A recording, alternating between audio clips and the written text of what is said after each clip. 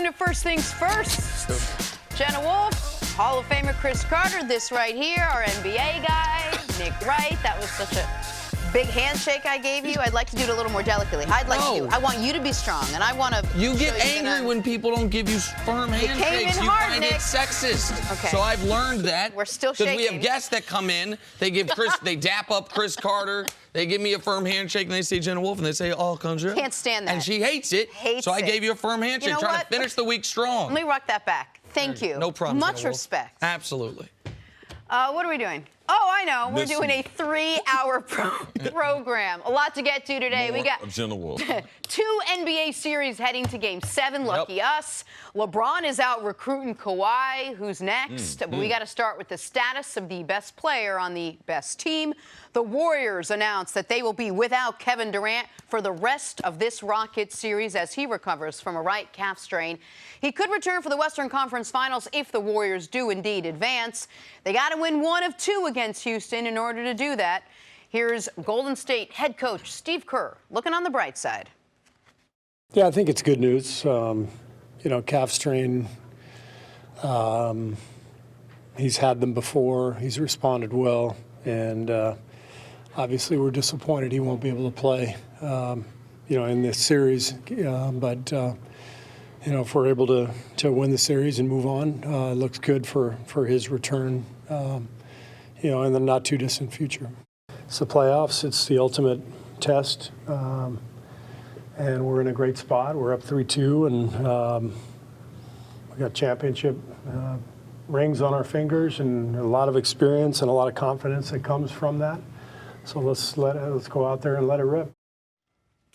All right, Nick, now that KD is out, who's got the edge in this series? Has it changed? Well, the edge goes to the team that only needs to win 1 game versus the team that has to win 2. So the Warriors have the edge, even though the teams as presently constituted, I believe the Rockets are the better team. But you've got to be a much better team to have an edge on a team that is up 3-2 in a series when it's a race to 4. If it were a race to 5, if it were 2-1 Golden State, it'd be very different. But it's 3-2. They need 1 win, and the Warriors have shown over the last 5 years they can beat you with 1 amazing quarter.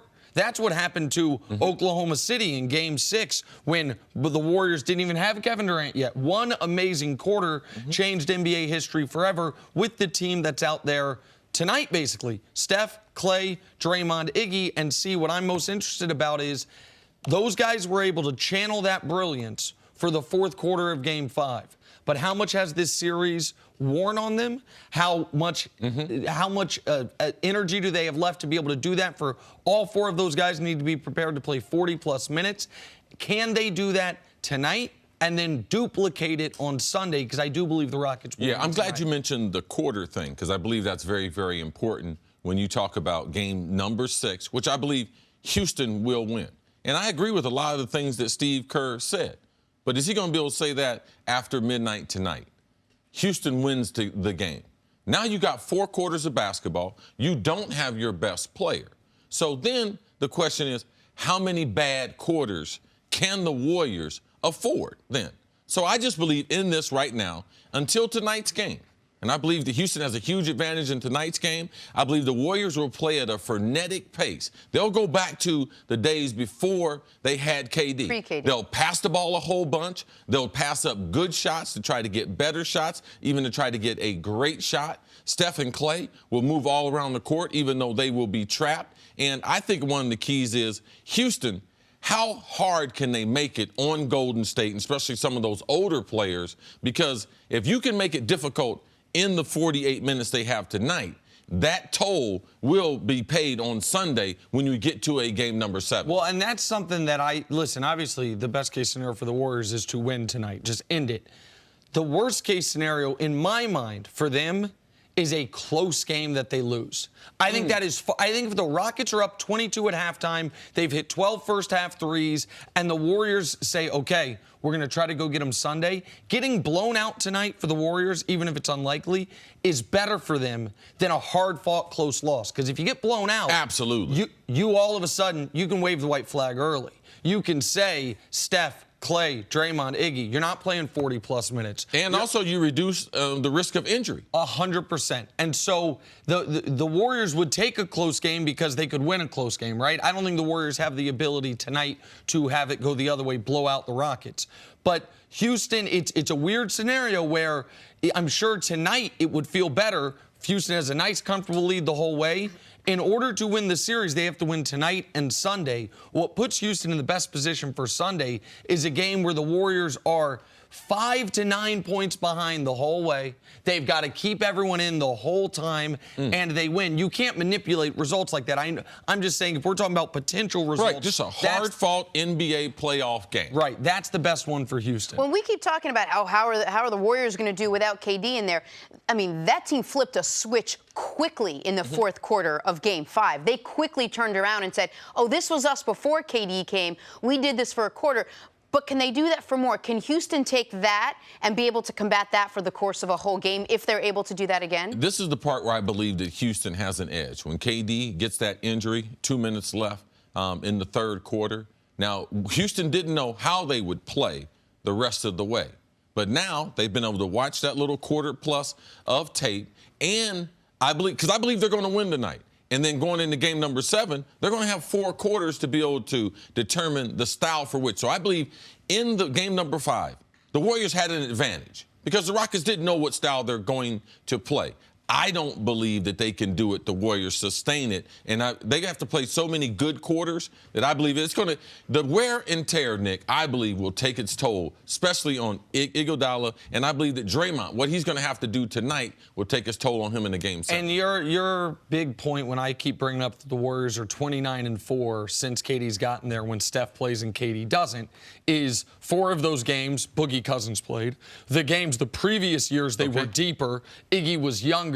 You know, Draymond was playing at a higher level. That while that stat's accurate, how much does it apply to the 2019 here on May 10th? Yes, where they don't have a bench. Exactly right, where they're the least deep Warriors team we've ever seen. But I want to say one thing because the next time, and I'm going to say this throughout the day, because the next time we talk to you guys, this series is going to be over because they're going to play tonight. If they win, they're going to play Sunday. And so whomever wins, we will know it the next time we have the TV show. Injuries are part of the NBA playoffs. They just haven't been a part of the NBA playoffs for the Golden State Warriors. The Golden State Warriors have won 3 championships.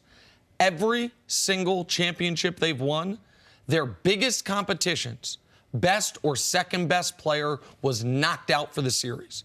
That has happened. Wow. Not a role player, not the other team's Andre Iguodala, not the other team's Boogie Cousins. The first year they won the championship, going into the NBA Finals, the Cavs did not have Kevin Love. After game 1 of the NBA Finals, they did not have Kyrie Irving. They were down 2-1 in that series and then came back to win it when it was LeBron and Dellavedova and company. Their next championship, they were challenged by one team, the San Antonio Spurs, who were up 23 points in game 1 of the Western Conference Finals until Zaza maimed Kawhi Leonard. People forget that one. They went on to come all the way back and win that basketball game and swept the Spurs. Last year's NBA championship, they were challenged by one team, the Houston Rockets. They were up 3-2 in the series, and they lost their second-best player, Chris Paul. So there are no asterisks on championships. I get that. But there's also not asterisks on not three-peating or we weren't able to complete it.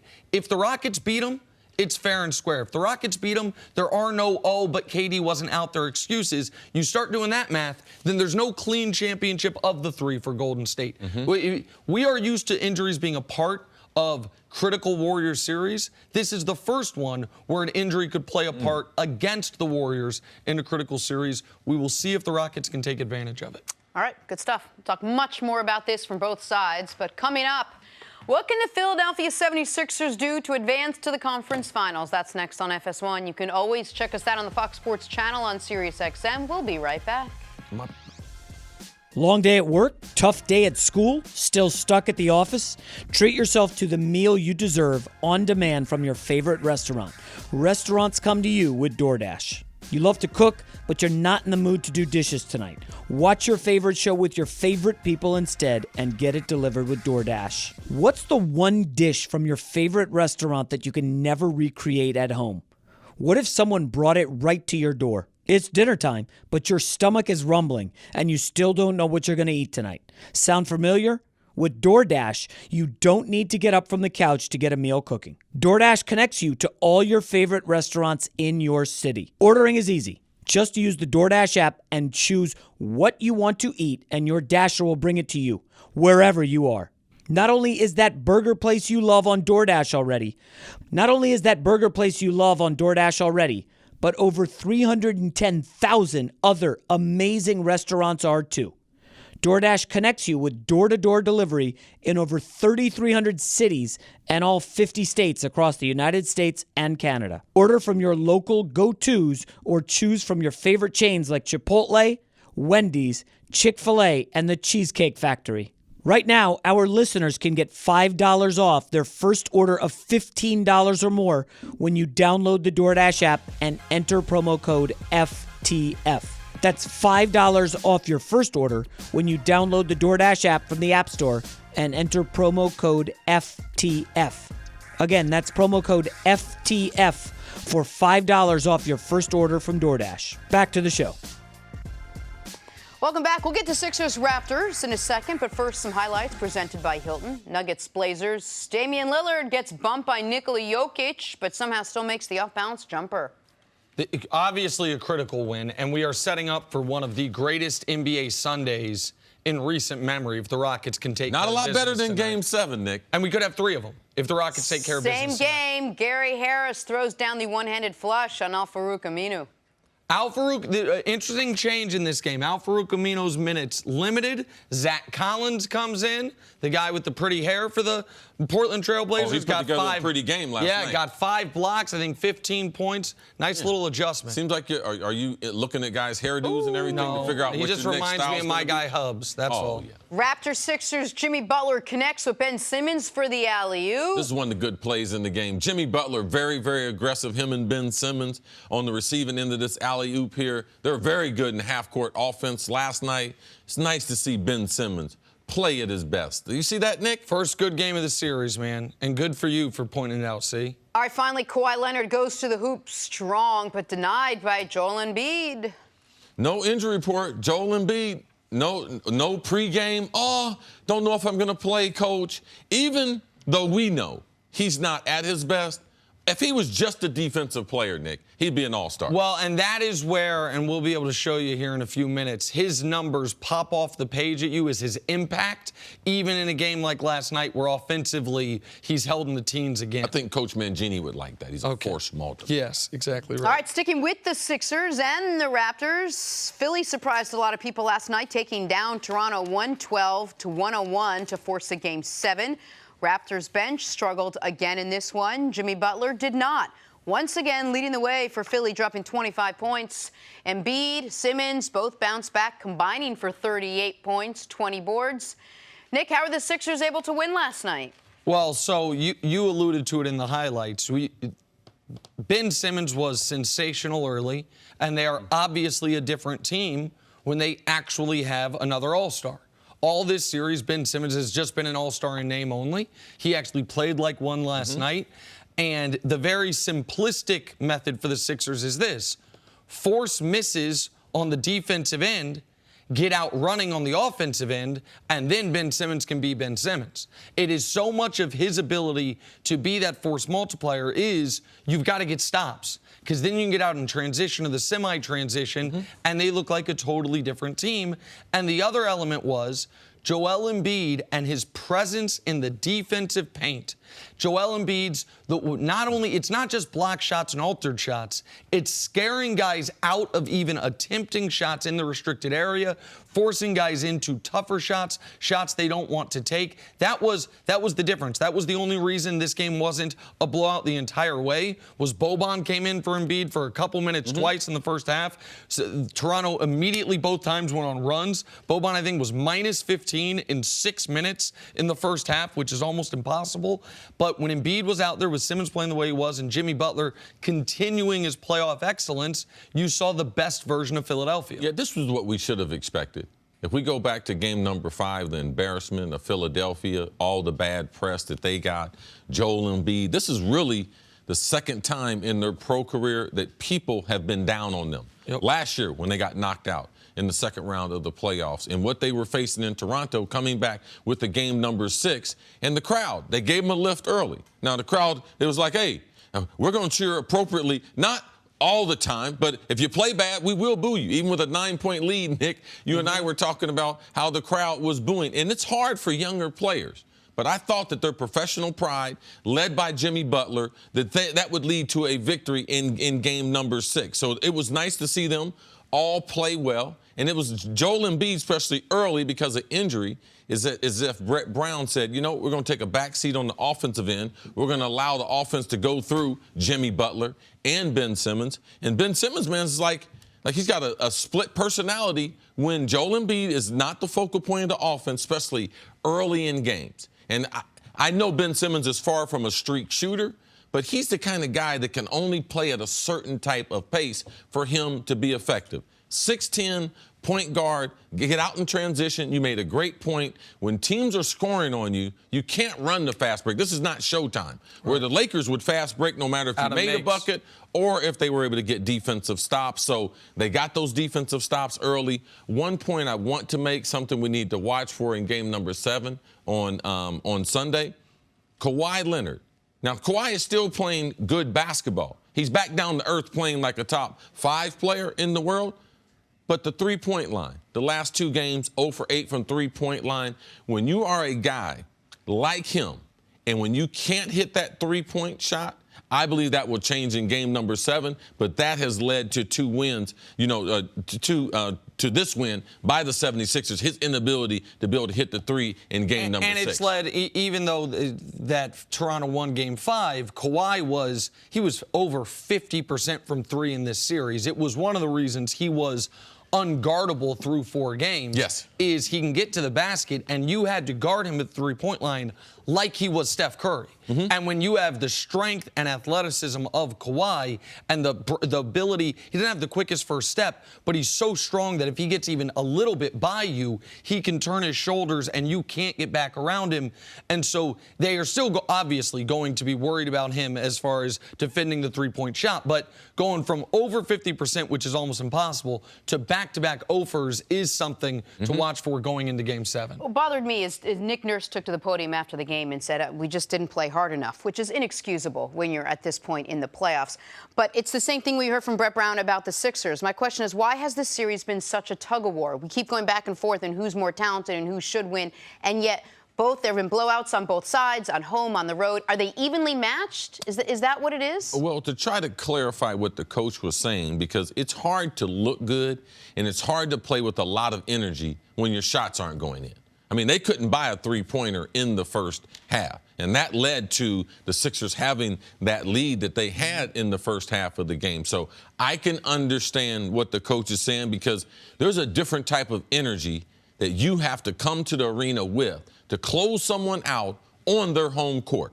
And that energy they didn't have. I thought it wasn't like they were just carefree. But there's there's a fine little line right there when you go somewhere, and this is still a very, very young team outside of Kawhi and Gasol as far as deep playoff experience. So that right there, I think the coach was trying to identify with. They didn't have that mentality where we're getting ready to go in someone else's building and to be able to close them out. And this is why, not to pile on Boston the day after, but this is why the Celtics series is such a disaster for them and so disappointing.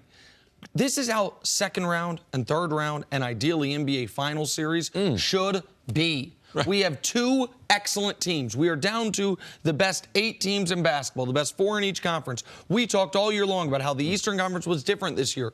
There were 4 really good championship caliber teams if they played their best. Philly has been, to me, still has the most talented starting 5 in the conference. What's happened here is they haven't played like it because Ben Simmons has been hot and cold. Joel Embiid's been sick or not sick. But their lack of depth hasn't killed them in this series because Toronto's down to a 6-man team. Right now, they're down to their starters and Ibaka. Once again, that deep Toronto team is not a deep Toronto team. But you're looking at these series. Every series has been tightly contested. We have 2 going to 7 games. We have a third that we think's going to 7 games. And then there's Milwaukee, Boston. And we can't forget that the 76ers, I'm not going to give them a pass. Joel Embiid's injuries, Joel Embiid being sick, Ben Simmons being inconsistent, not stepping up when the spotlight was the brightest.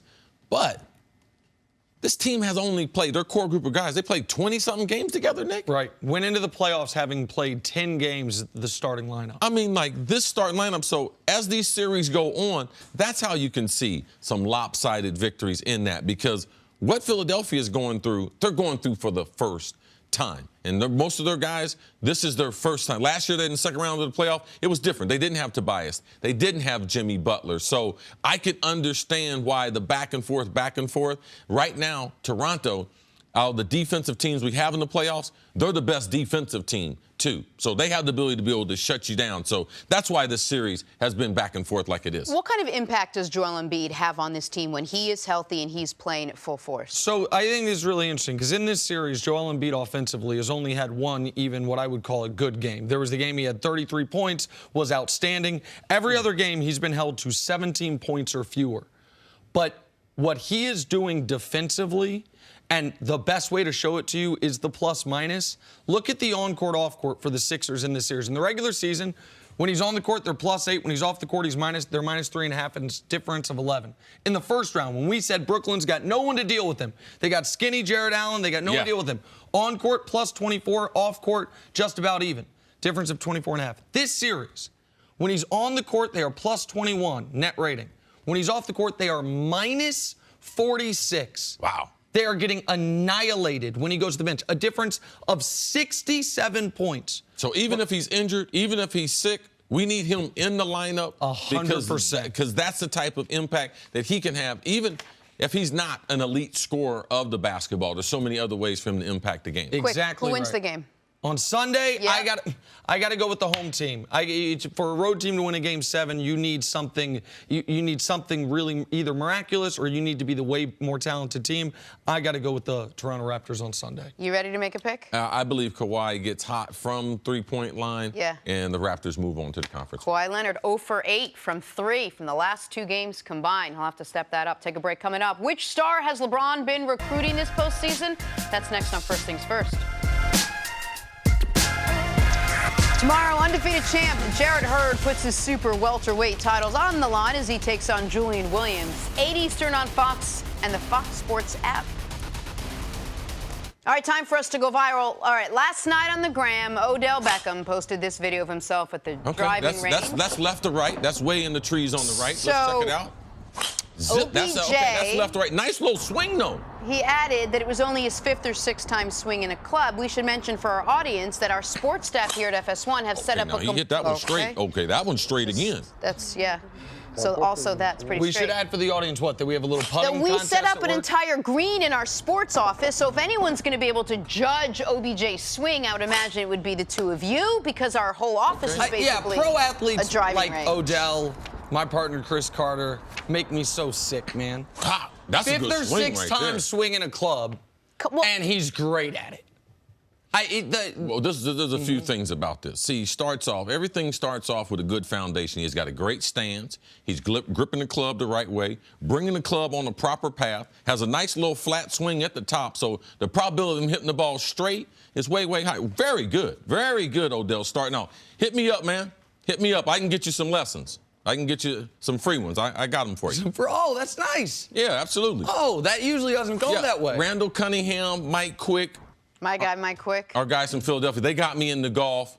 They knew I was a little crazy. Said, you need to find something to do with your spare time in the offseason. Can't play basketball year-round, so they got me into golf. Speaking of golf lessons, real quick, shout out to our producer, Dave Ermacher, who's giving me and my daughter golf lessons this year. Nice. So he's our resident golf pro.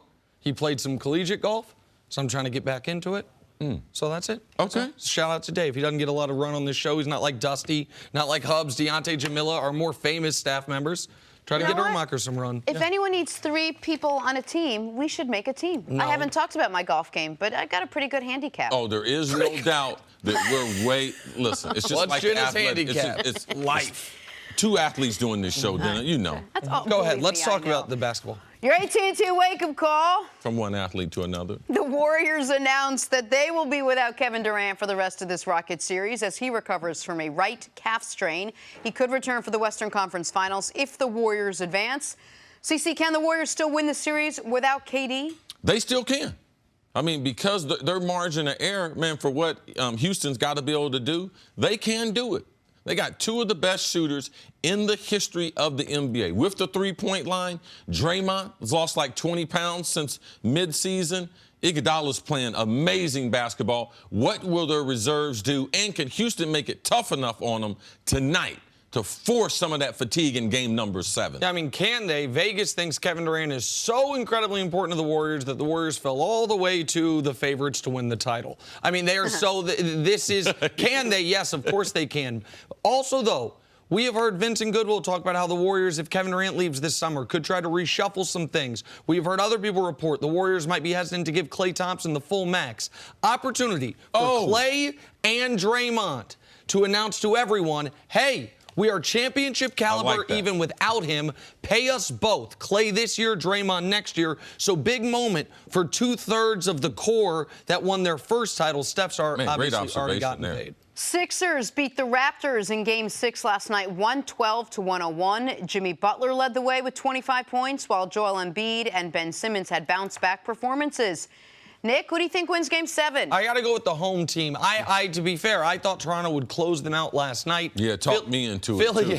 Philly came out Cost me some money. with total desperation. Yeah, I know. I was on a hot streak until last night. Philly came out with total desperation, and Ben Simmons, little Dr. Jekyll, Mr. Hyde situation here. When Ben Simmons plays with that sense of urgency, when they get stops and they can get out running, they are a totally different team. It was the first time we'd seen Ben Simmons like that this whole series. Yeah, two of their big three, Jimmy Butler, him and Joel Embiid, I mean, Jimmy Butler and Ben Simmons both can be very aggressive if they play at a faster pace. Brett Brown needs to be able to come up with some concepts in game number 7 that they can do that a lot like game number 6. Potentially might be saving his job, Nick. All right, let's go to the Western Conference now. Blazers forced a Game 7 with a 119-108 win over the Denver Nuggets.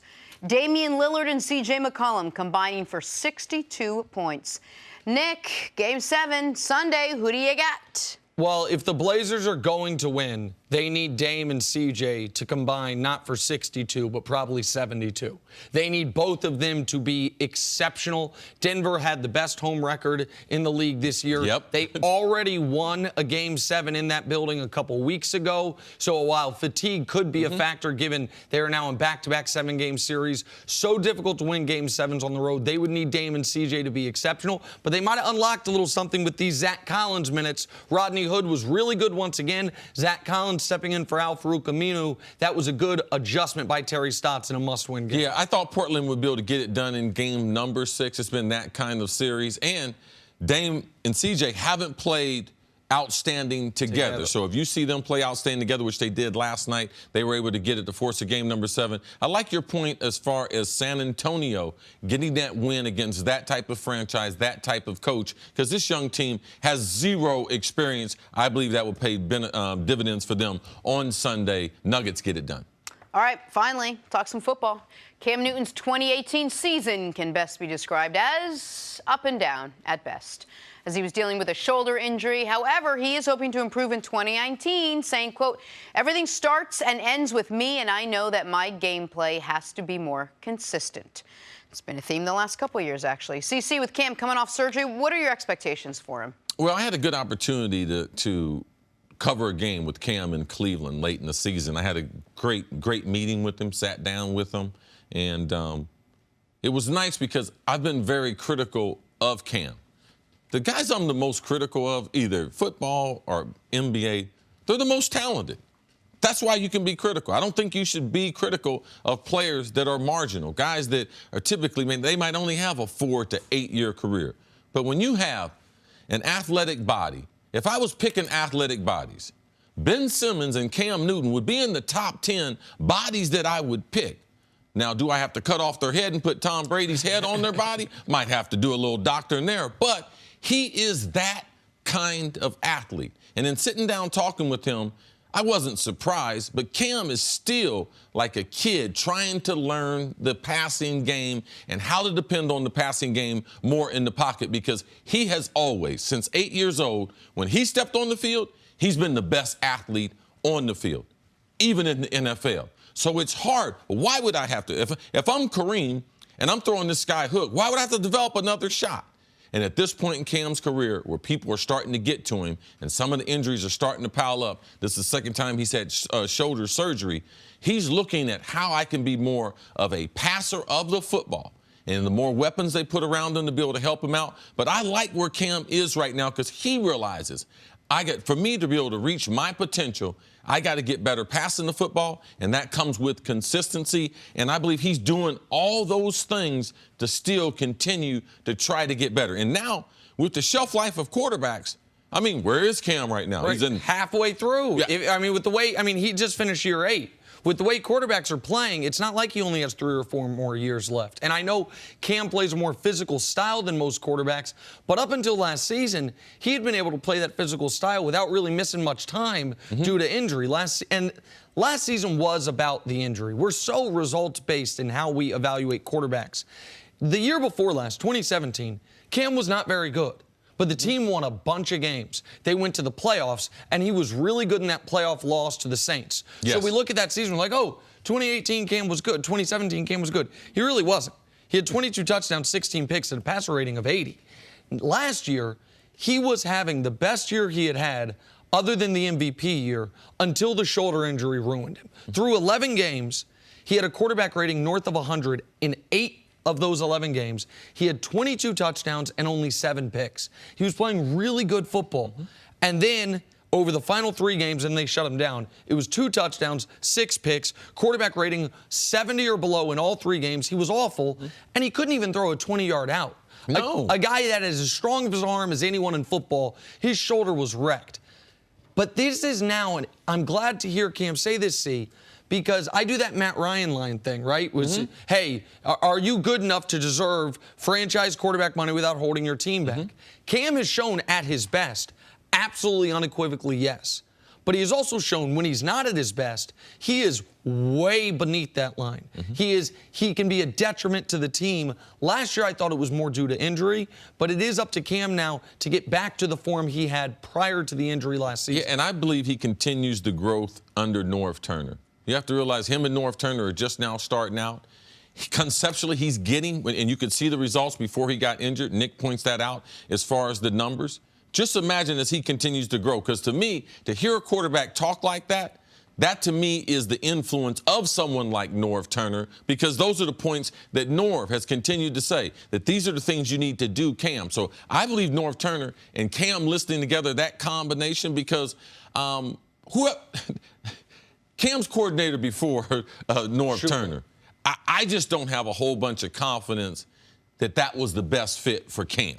Oh. Now, I believe that, yeah, they put in things so Cam could play a lot like college, but as far as how long you're going to be able to do that, how long you can rely on that, utilizing your athleticism compared to making Cam a passer earlier and in his improving. Yes. And as far as helping Cam elevate his game to a higher level, I'll be a little harsher than you. Mike Shula was one of the worst possible guys for that job. Norv Turner, I think, is one of the better guys and showed it last year before Cam's body betrayed him. But it is results business. Injuries can't really be an excuse, and so he needs to come out this year. The Panthers smartly, I think, instead of what they had been doing, spending first and second round picks, skill position.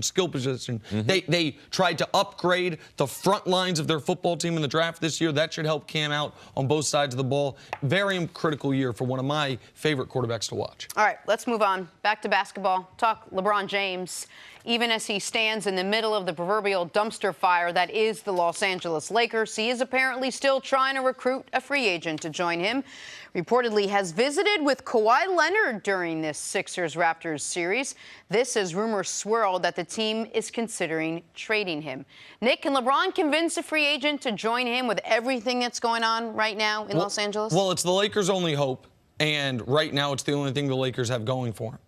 And it's why yesterday, even though I think it would be good for LeBron potentially if he got traded, good for his basketball career, it's why yesterday I was so just beside myself with the idea that they would want to trade him. right now in the entire Lakers organization, who is the only person they employ that we are certain is even good at what they do? It's him. Yeah. I'm not certain they have another player on their roster that is an above-average NBA player. I'm not certain they have a coach on their roster because they don't have any coaches. I don't know if Pelinka's good at what he does. I know the Rambai are not good at what they do.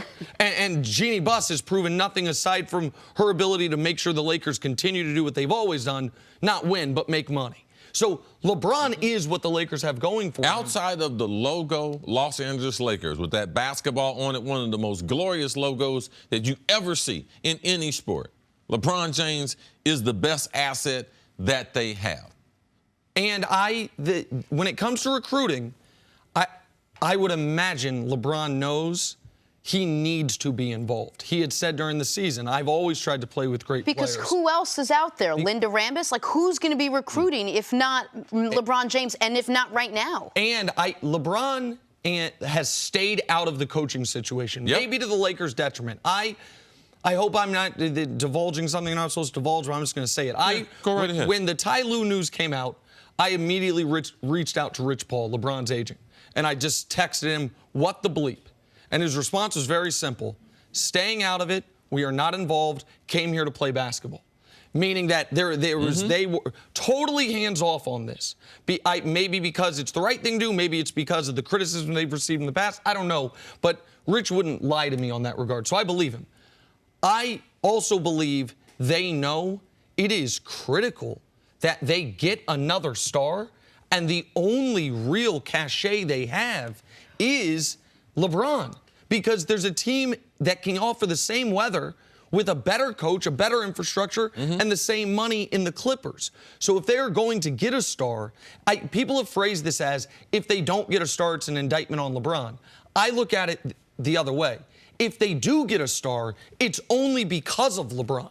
Because why else would anyone, Kawhi, Kyrie, Kimba, any of these guys right now even consider the Lakers if they didn't employ LeBron James? So give me the sales pitch. You're LeBron James. You go see Kawhi or KD or Kemba or anyone else that you think that you might want to bring in. What's the sales pitch besides come play with me? Well, I think the fact that Kawhi, him and LeBron don't know each other that well.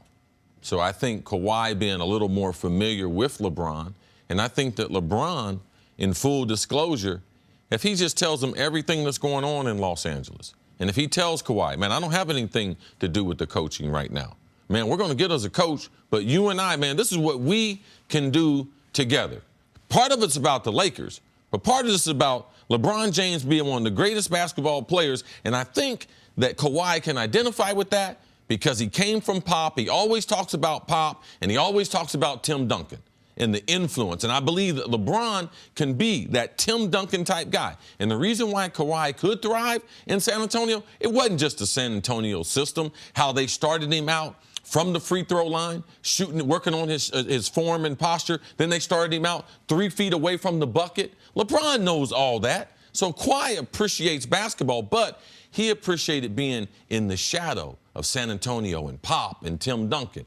He would be able to have that with LeBron in Los Angeles. He wants to go to California. So I believe that LeBron has all the intel on the Lakers, and I just believe it would mean something to Kawhi and his people to be able to sit down and talk to LeBron, and if there's some things that Kawhi and them might be apprehensive about, that they can sit there and talk man to man. I believe that Kawhi is the type of person that has such a respect for certain things, and I believe he has a lot of respect for LeBron James, and some of the stuff on the outside, like, you don't know what's true and what's not true. And I just believe that talking to LeBron, and the reason why Kawhi took that meeting, because Kawhi made a choice. And he don't have to talk to LeBron. Correct. Like, he made a choice to be able to talk to one of the greatest basketball minds that we have ever seen, and the potential of them partnering up. And I believe it's real. And the other element is, what's the sales pitch? The sales pitch for LeBron plus to Kawhi or any of these other guys, you have to cater it to their personality. But the basketball pitch is, we win a title. That with the NBA going where it's about to go, which is where it was a decade prior, which is 2 great players is what you need to be right there. And you look at, assuming KD leaves, the Warriors are going to have 2 great players. The Rockets going to have Harden plus a supporting cast. The Bucks have Giannis plus a supporting cast. We look around the Sixers hope they have 2 great players. Right now the Nuggets have Jokic plus a supporting cast. It's no longer you need to have, assuming KD leaves, a super team. You need to have either a great player with a perfectly built roster around him, like I think they have in Houston, like I think they have in Milwaukee, or 2 spectacular players that can lift the roster around them, like they are right now going to have to do in Golden State, like they would have to do in Los Angeles. And so that's the other sales pitch. We will play in relevant basketball games into May and June. Come join me. Let's do it. All right. Take a break there. Coming up, is James Harden's legacy on the line this weekend? This is First Things First. Back here, First Things First, FS1 NBA analyst Sarah Kustok, lady in red today. Thanks for having me back. I appreciate it. Of course. I know you guys got a good navy. Oh, yeah. Navy thing happening. Yes. Yeah. You round That's one of my out favorite the jackets. patriotic look. Cece. It's nice. It's Friday. I'm chilling out. There you go, brother. Thank you. No What are problem. those, jeans? Oh, these nice. are. Yeah, it's Casual Friday for Chris Skinny. Carter. I got my high school jeans on, 34. They told us, Fox told us very clearly, as soon as Jenna or I make the Hall of Fame, we can wear jeans on Fridays. Until then, we got to be dressed up. These are the rules. I happen to be in a Hall of Fame, just not the Pro Football Hall of Fame, but I still can't wear jeans, so you and I got work to do. Yeah, well, the Hall of Fame's got to be recognized as a Hall of Fame. But, you know. Let us that's talk about James Harden. The beard, Sarah Kustok, is averaging over 31 points per game this postseason. Has a chance to take down the KD-less Warriors this weekend. However, if the Rockets don't win Game 6 and 7, he could face criticism for failing to deliver in the postseason yet again. Sarah, is Harden's legacy on the line in this series? The postseason is where you write your legacy, and that's the way it works for players. He has accomplished everything you could want throughout the course of the regular season. You think about his MVPs, his scoring titles, the number of All-NBA teams that he has been on. But this is the final chapter and the final piece of how we will remember James Harden. I think he has put himself in position, Daryl Morey has, the Rockets have, to have the best opportunity to get there. And so I think there are certain ways in which we will remember James Harden for the season he's had this year, potential MVP season, but I do think that this is the one thing that would secure how we remember him, how his legacy remains as he continues on and as his NBA, still a lot of NBA career left, but where he is at this point. Yeah, you can build a legacy during the regular season, but only the greatest players ever played the game will be able to build a legacy in both, because that's what you want. The regular season shows the consistency, shows from season to season, what did you improve on. The sheer numbers and that data will always be the leader. And then after that, that's why I was opposed to. We used to have this battle between Peyton Manning and Tom Brady. Now, Peyton Manning has finished that book and everything and moved on, but Peyton Manning was better during the regular season. And Tom Brady was a lot better in the playoff with James Harden, because he's very lucky. This is his second opportunity, because last year he had a chance to take down the Warriors without Chris Paul. Imagine what his legacy would have been. He takes down the Warriors, they win a championship. And then takes down LeBron. Oh! Yeah. Now, they are defending champs, and he was right there. And I believe the opportunity, you have very few of them, it presents itself again, because the books won't say, oh, you know something, the Warriors were without KD. No, it would be James Harden stopped one of the greatest organizations, one of the greatest runs that we had ever seen, and it won't be about Chris Paul and the others. No. James Harden will be the name. So also when you know that if you don't get it done, he's also going to be the one that they criticize. So, Nick, is this the window? If he's going to get it done, is this when you can build your legacy this year with all this with the is his best chance, because that Chris Paul contract about to become an albatross. Like, Daryl Morey's done a great job in his career of staying nimble, of not sacrificing future flexibility for the now while contending at a high level. But that he made a bit of a devil's bargain when they traded for Chris Paul. He was right. We need another star to compete with the Warriors. The whole league, or a lot of the league, was punting. We'll wait out the Warriors. Daryl Morey went all in and almost worked out for him last year. Yeah, and you pointed out when they signed Chris Paul, listen, people are going to be like, man, this contract is a bad contract. But you said, not if they win a championship in those first 2 years. Right. Now, I also thought the level of play that we are seeing from Chris Paul in this series, we wouldn't see this until maybe year 2, hopefully year 3. It's now looks like an even tougher contract to swallow, given that we're seeing right now, second round of year 1 of the 4-year extension, that he can't get past guys. He's not even putting up shots at the rim. So yes, Harden's too young to say this is his last opportunity, but this is his best opportunity with this core, and the KD injury only exacerbates that situation. But to answer your question, the only answer for James Harden is to win, because people don't like him. People don't like the way the Rockets play. People don't like the way James Harden draws fouls. People will constantly try to minimize what he's accomplished. Second most points per game anyone's averaged in 50 years, and he's not going to win the MVP. I mean, I said I would have voted for him as much as I adore Giannis. I would adopt Giannis. I would have voted for Harden, but he's not going to win the MVP. Averaged 36 a game for a team that had the best record in the NBA post-All-Star break. He's a playoff choker. Since he's been a Rocket in the regular season, he's 29-6-8. 29-6-8 in the regular season. Those playoff numbers fall all the way to 28-6-7. Now his efficiency drops, but almost everyone's efficiency drops in the playoffs because the defenses are tougher. Yep. You have no games against against the Knicks and the Suns. You've got real defenses. They can concentrate on you. But I'm going to throw some names out there because James Harden, of course, runs the risk of being Elgin Baylor. Now, Elgin Baylor, in my mind, is the most underrated player in the history of basketball. Why is he the most underrated player ever? Because he ain't never win no championship. He averaged 38 a game one year. Nobody cares. Didn't win a championship. The other opportunity he has is to be Dirk Nowitzki. Dirk, a guy who was considered a playoff underachiever. Dirk, a guy who they go to the NBA Finals, they lose, and they lose after being up in that series. People blame him. And then 3 of the next 4 years, he's out in the first round.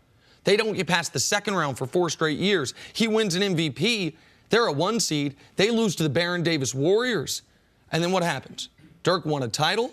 He won the title against the best possible team to win a title against, similar to what Harden has with the Warriors situation. And now Dirk he's the second greatest international player ever. He's a top 20 all-timer. And that's all we remember. And it was because he got the title. So for Harden, nobody cares that, in these 5 years, 4 times in the playoffs, they've played the Warriors. Nobody cares that they keep running into one of the all-time great teams. Yeah, that could be all part of the story, though. Of course, if you get through, I think that's and if you are able to overcome them. So last year was a missed opportunity.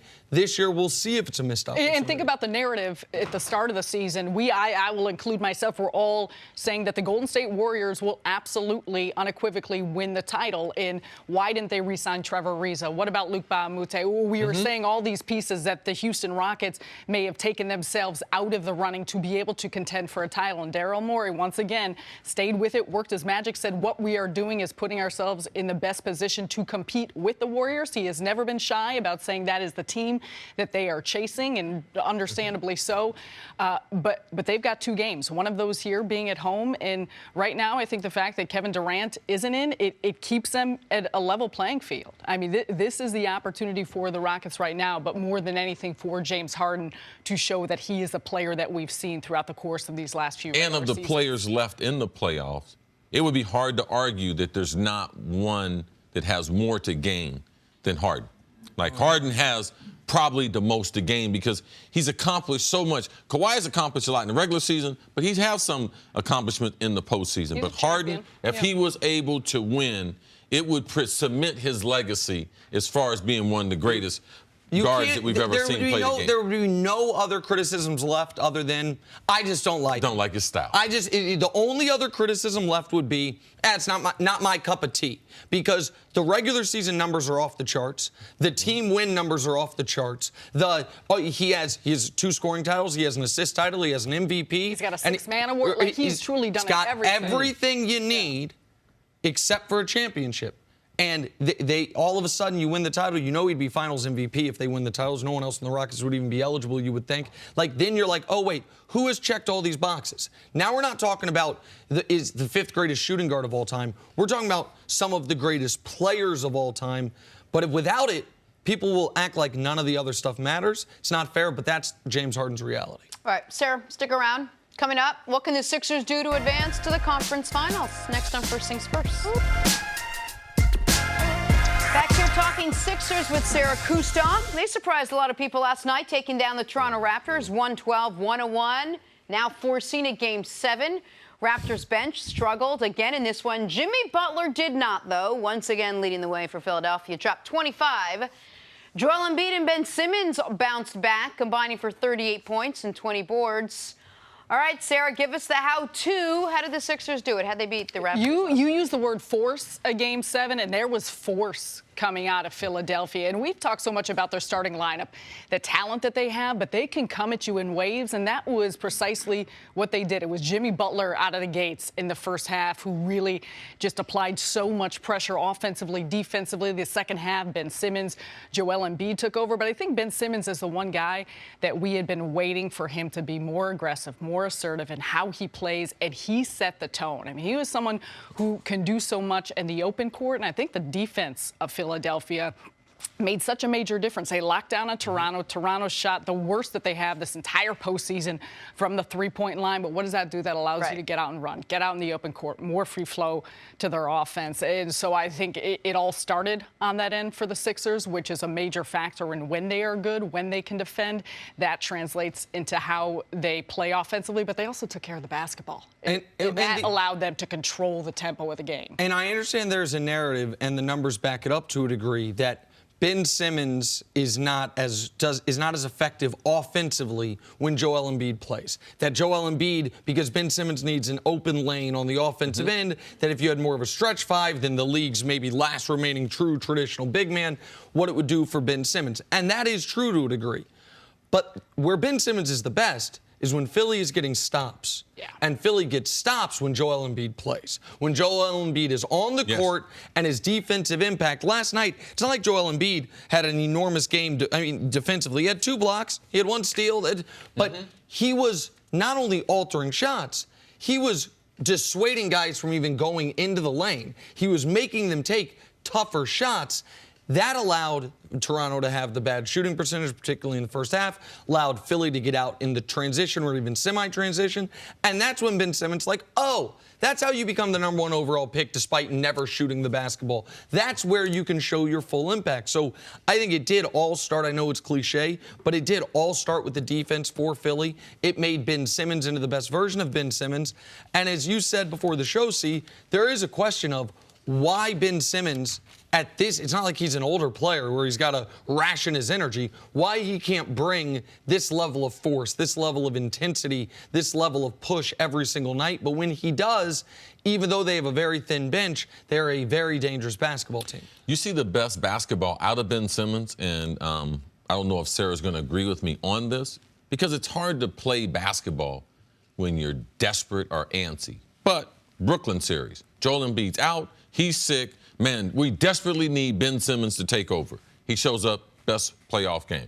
Man, after the embarrassment in Game 5 in Toronto, man, the fans in Philly starting to turn against him, wondering, man, is this process, is this really made out to be what it's supposed to be? Pressure that Ben Simmons had to play well, and he starts off the game as a different player. Now, why do you do that? What is the mentality that makes you're only motivated by the circumstance around you? And to be a great player, part of being great is being self-motivated. I motivate myself. It's not the crowd. It's not what people are writing. It's not what people are saying on TV. So when he's able to get to that level, and also it's just like anyone else, you got to improve your game. You can't have one of the premier centers that we have, if not the best, who should be posting up. And you got less offensive versatility than the 7-footer. So it becomes a problem as far as the team moving forward. But it was nice to be able to see him play with the type of energy that he plays at, because a 6'10" point guard is rare.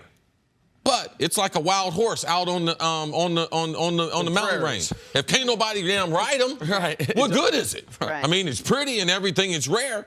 But, man, you got to put a saddle on him, a bridle, put him in a race so that the whole world can see him. And that's what Ben Simmons will be one day. But I think with Ben Simmons, and I think we often question, why isn't he playing the way that we know he has the potential to? And to me, a lot of it's the flow of the game. So he gets more comfortable when he's playing in the open court, but also they've changed their offense. They have him in the dunker position a lot, right? So right underneath the blocks, underneath the basket to work. So a lot of what he does is predicated on drives by Jimmy Butler, or by Tobias Tobias Harris, but he was also getting offensive rebounds. So all of a sudden, you're getting some fast break points, you're getting some offensive rebounds and some putbacks. You're not turning the ball over, so that just gives you confidence, and I felt like it fed into the way he was playing the entire game. Well, what you're talking about right there, that is, to mix metaphors a bit, my whole case for how Zion instantly is going to average 20 points a game in this league. Because it's like, if you can offensive rebound, if you can get out in transition, you can get 6 baskets a game without being in the flow of the offense at all.